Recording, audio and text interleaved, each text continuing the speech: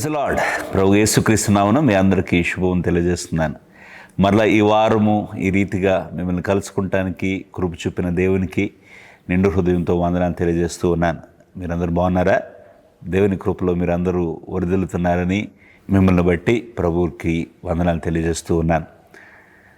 ప్రియులారా, ఈరోజు వాక్యంను మనం చూసుకున్నట్లయితే యాకోబు గ్రంథము 2వ అధ్యాయము 21 నుండి 23 వచనాల దాకా మనము వాక్యమును గమనిస్తే 21వ వచనం నుంచి మనం చూస్తే, మన పితరుడైన అబ్రహాము తన కుమారుడైన ఇస్సాకును బలిపీఠం మీద అర్పించినప్పుడు అతని క్రియల వలన నీతిమంతుడని తీర్పు పొందలేదా?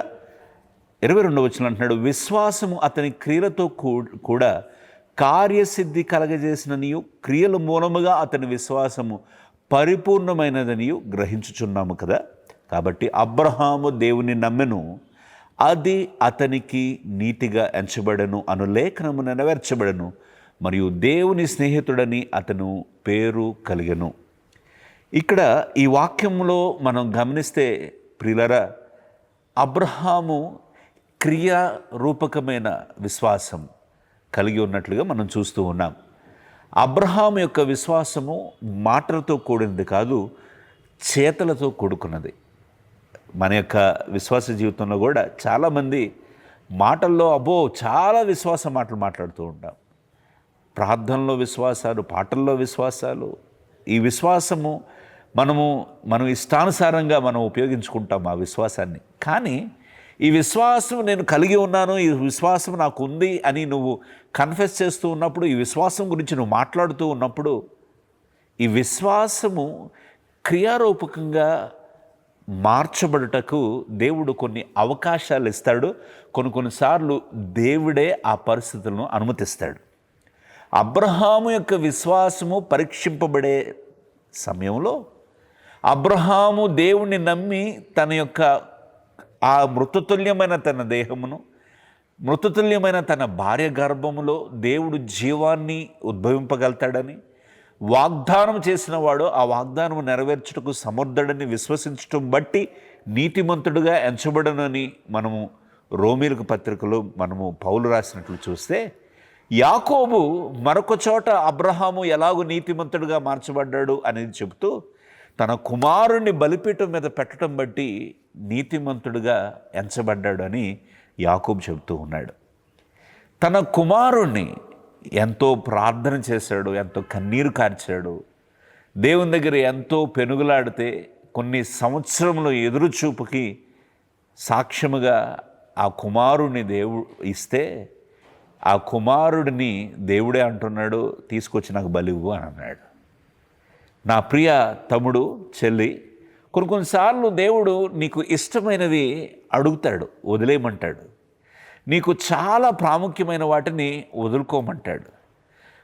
నీకు ఇష్టమైన స్థలాల నుంచి లేచి వెళ్ళిపోమంటాడు. కొన్ని ఇష్టమైన పరిస్థితుల నుంచి నువ్వు తొలగిపోమంటాడు. ఇది నీ విశ్వాసం యొక్క పరీక్షని మర్చిపోవద్దు. అబ్రహాము ఆ సమయంలో విధేయత చూపించి వెంటనే తన కుమారుణ్ణి తీసుకొని బలిపీఠం మీద కుమారుణ్ణి పెట్టినప్పుడు నీతిమంతుడని తీర్పు పొందలేదా అని యాకోబు అంటూ ఉన్నాడు. విశ్వాసము అతని క్రియలతో కూడి కార్యసిద్ధిని కలగజేసెను. విశ్వాసము క్రియ రెండు కలిస్తే కార్యము సఫలమవుతుంది. గమనించుకోండి ప్రియులారా, విశ్వాసము అనేది మాట్లాడేది కాదు, పలికేది కాదు. ఈ విశ్వాసము నువ్వు మాట్లాడుతున్నప్పుడు, దాన్ని నువ్వు కలిగి ఉన్నప్పుడు, అది క్రియారూపకంగా, అది క్రియతో ఏకీభవించినప్పుడు ఆ విశ్వాసము క్రియ కలిపి కార్యసిద్ధిని కలగజేస్తుందంట. అంటే కార్యమును సఫలం చేస్తుంది. నీ జీవితంలో గొప్ప విజయాన్ని పొందుకుంటానికి విశ్వాసము క్రియ కలిసి పనిచేసినప్పుడు గొప్ప విజయం పొందుకుంటాం. అందుకే యాకోబు చాలాసార్లు అంటాడు, క్రియలే లేని విశ్వాసము మృతము అని అంటున్నాడు. విశ్వాసము లేనిది ఉన్నట్లుగా నమ్మటం విశ్వాసమైతే, నమ్ముతూ మాత్రమే కాదు, క్రియారూపకంగా దాన్ని చూపించాలి. నా ప్రియ సహోదరి సహోదరుడా, ఈరోజు దేవుడు నీతో మాట్లాడుతూ ఉన్నాడు. నీ విశ్వాసము క్రియలతో కూడుకున్నదా? నీ విశ్వాసము పరీక్షింపబడుతూ ఉన్నప్పుడు ఆ విశ్వాసమును నువ్వు కనపరచవలసిన సమయంలో దేవునికి విధేయత చూపించి నువ్వు కనపరుస్తూ ఉన్నావా? కొన్ని నీ ఇచ్చలను, నీ స్వకీయ ఆ యొక్క ఇష్టాలను నువ్వు దేవుని బలిపీఠం మీద పెట్టడానికి ఇష్టపడుతున్నావా? లేక కలిగిన ఒక్క కుమారుణ్ణి తీసుకెళ్ళి దేవుని కొరకు బలిపీఠం మీద పెట్టాడు అబ్రహాము. ఆ రీతిగా చేయటం బట్టి అతడు నీతిమంతుడిగా ఎంచబడ్డాడని యాకోబు చెప్తూ ఉన్నాడు. అంతకుముందు కుమారుని కంటానికి ఆ మృతతుల్యమైన దేహమును గురించి దేవుని యొక్క వాగ్దానము చేయుటకు సమర్థుడని విశ్వసించడం బట్టి నీతిమంతుడుగా ఎలాగూ మార్చబడ్డాడో, ఎలాగూ అనబడ్డాడో, ఈరోజు కూడా కుమారుణ్ణి కలిగినాక ఆ కుమారుణ్ణి కూడా దేవుని కొరకు ఇచ్చేయటానికి సిద్ధపడినప్పుడు కూడా ఇప్పుడు యాకోబు అంటున్నాడు మరలా దేవుడు అతన్ని నీతిగా ఎంచాడు అని. లాస్ట్లో ఒక క్వాలిఫికేషన్ కూడా ఇచ్చాడు. మరియు దేవుని స్నేహితుడని అతనికి పేరు కలిగను. ఎవరికి పేరు కలిగిందో తెలుసా? విశ్వాసము కలిగి ఆ విశ్వాసము క్రియారూపకంగా మారినప్పుడు క్రియా విశ్వాసము కలిసి కార్యసిద్ధిని కలగజేసింది. అలాంటి వాడిని దేవునితో స్నేహితునిగా యాకోబు సంబోధించాడు. ఒకానొక సమయంలో దేవాది దేవుడే అబ్రహాము గురించి సాక్ష్యమిస్తూ అబ్రహాము ఇదిగో విశ్వాసాలకు జనాంగముగా మారతాడు, విశ్వాసముకు తండ్రిగా మారతాడు, అనేక మందికి తండ్రిగా మారతాడని దేవుడు చెప్తూ ఉన్నాడు. అబ్రహాముకు చేసిన వాగ్దానములు నెరవేర్పు తన యొక్క రానున్న తరంలో జరిగింది. కానీ కొత్త వాగ్దానాలు దేవుడు వాళ్ళకి ఇచ్చి ఉండొచ్చు. కానీ మూల వాగ్దానాలన్నీ అబ్రహాముకు దేవుడు ఇచ్చిన వాగ్దానాలు తన యొక్క కుమారుడు ఇస్సాకు, యాకోబు, తర్వాత తరాలు అబ్రహాముకు చేసిన వాగ్దానాన్ని జ్ఞాపకం చేసుకున్నాడు దేవుడు. ఈరోజు ప్రియ సహోదరుడా, విశ్వాసం మాటలతో కూడింది కాదు, ఎక్కడో రాసుకునేది కాదు, చెప్పుకుంటే వచ్చేది కాదు. విశ్వాసం అనేది క్రియారూపంగా మారినప్పుడు ఆ విశ్వాసాన్ని దేవుడు ఘనపరుస్తాడు. God honours the faith. నీ విశ్వాసాన్ని దేవుడు ఘనపరుస్తాడు, నీ విశ్వాసాన్ని ఘనంగా ఎంచుతాడు. నీ విశ్వాసాన్ని బట్టి దేవుడు కొన్ని ఆయన చేయాలనుకున్న వాటిని ఇంకా ఆయన వేగరముగా జరిగించేటట్లు దేవుడు చేస్తాడు. నీ విశ్వాసము పరలోకమును కదిలిస్తుంది. నీ విశ్వాస సహితమైన ప్రార్థన ఒక రోగిని స్వస్థపరుస్తుంది.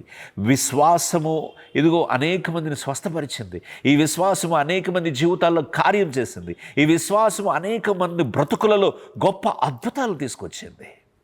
ఎప్పుడో తెలుసా? విశ్వాసము క్రియగా మారినప్పుడు, విశ్వాసము క్రియ కలిసి పనిచేసినప్పుడు కార్యసిద్ధిని కలగజేసింది. ప్రియ తమ్ముడు, చెల్లి, ఈరోజు దేవుడు నీతోనే మాట్లాడుతూ ఉన్నాడు. ఒకవేళ విశ్వాసము నాకు కలిగి ఉన్నాను అని, కానీ నా జీవితంలో కార్యం జరగట్లేదు అని నువ్వు బాధపడుతూ ఉన్నావేమో. దేవుడు ఈరోజు నీతో మాట్లాడుతున్నాడు. అది క్రియారూపకంగా నీకు కొన్నిసార్లు నీ విశ్వాసం పరీక్షింపబడినప్పుడు ఆ పరీక్షలో నువ్వు నెగ్గుతూ ఉన్నావా? ఆ పరీక్షకు నువ్వు లోబడుతూ ఉన్నావా? దేవుని యొక్క మాటకు విధేయుడవై కొన్ని విషయాలు నువ్వు వదులుకోవడానికి సిద్ధంగా ఉన్నావా? అబ్రహాము తన లేక కలిగిన కుమారుని బలిపీఠం మీద ఎలా పెట్టాడో, నువ్వు దేవుని కొరకు నీ యొక్క ఇచ్చలను బలిపీఠం మీద పెడుతూ ఉన్నావా? అలా పెట్టినట్లయితే నీ విశ్వాసము క్రియము కలిసి కార్యసిద్ధిని కలగజేస్తుంది. దేవుడు నీకు అట్టి కృపను ఇచ్చునుగాక. అట్టి రీతిగా దేవుడు మిమ్మల్ని ఆశీర్వదించునుగాక. ప్రార్థన చేసుకుందాం. మహాపరిశుద్ధుడా, జీవము కలిగిన దేవ, కృప కలిగిన తండ్రి, నీకు వందనాలు. ఈరోజు మాతో ప్రత్యేకంగా మాట్లాడిన నీకు వందనాలు. వాగ్దానము చేసిన వాడు చేయుటకు సమర్థుడని విశ్వసించడం ద్వారా దేవా అబ్రహాము నీతిమంతుడిగా ఎంచబడ్డాడు. అదే విశ్వాసం చేత పొందుకున్న ఆ తన కుమారుణ్ణి బలిపీఠం మీద పెట్టడం బట్టి కూడా నీతిమంతుడిగా ఎంచబడ్డాడు. విశ్వాసము క్రియ కలిసినప్పుడు కార్యసిద్ధిని కలగజేస్తుందని వాక్యంలో మీరు మాతో మాట్లాడినది నీకు వందనాలు. మేము అనేక మార్లు మా విశ్వాసం మాటలతో, పాటలతో దేవా తండ్రి కూడుకున్నవై ఉంటుంది, కానీ అది శక్తిగా మారట్లేదు. మా విశ్వాసము క్రియలతో కూడిన విశ్వాసము కలిగిన వారుగా మేము ఉండగలటకు సహాయం చేసి కృప చూపించమని ఈరోజు ఎవరన్నా దేవా తండ్రి వాళ్ళ యొక్క విశ్వాస విషయంలో ఓటమికి గురవుతే, వాళ్ళు విశ్వాసం కలిగి ఉండి కూడా అయ్యో మేము ప్రార్థనలో జవాబు పొందుకోలేకపోతున్నాం, మాకెందుకు ఇంకా జవాబు రావట్లేదని కృంగిపోతూ ఉంటే, అలాంటి వారితో దేవా తండ్రి మీరు మాట్లాడండి. వారు విశ్వాసంకు తగిన క్రియలు వాళ్ళు చేయగలట్టుగా సహాయం చేసి కార్యసిద్ధిని వాళ్ళ జీవితంలో కలగచేయమని యేసు నామమున అడిగి ప్రార్థిస్తున్నాం తండ్రి, ఆమేన్. నా ప్రియ సహోదరి సహోదరులారా, దేవుడు ఈరోజు ఈ వాక్యం ద్వారా నీతో మాట్లాడినట్లయితే తప్పక మాకు కాల్ చేయండి. స్క్రీన్ మీద చూపిస్తున్న నంబర్కు మీరు కాల్ చేయండి. మేము మీ కొరకు ప్రార్థన చేయటానికి సిద్ధంగా ఉన్నాం. మీరు మీ యొక్క ప్రార్థన విన్నపములు కాల్ ద్వారా కానీ వాట్సాప్ ద్వారా కానీ మీరు పంపొచ్చు. తద్వారా మేము మీకు తప్పక జవాబిస్తాం, మీ కొరకు ప్రార్థన చేస్తాం. God bless you. వచ్చేవారం మరలా కలుసుకుందాం. అంతవరకు సెలవు. దేవుని యొక్క కృపలో మనము వర్ధిల్లుదుముగాక. Praise the lord.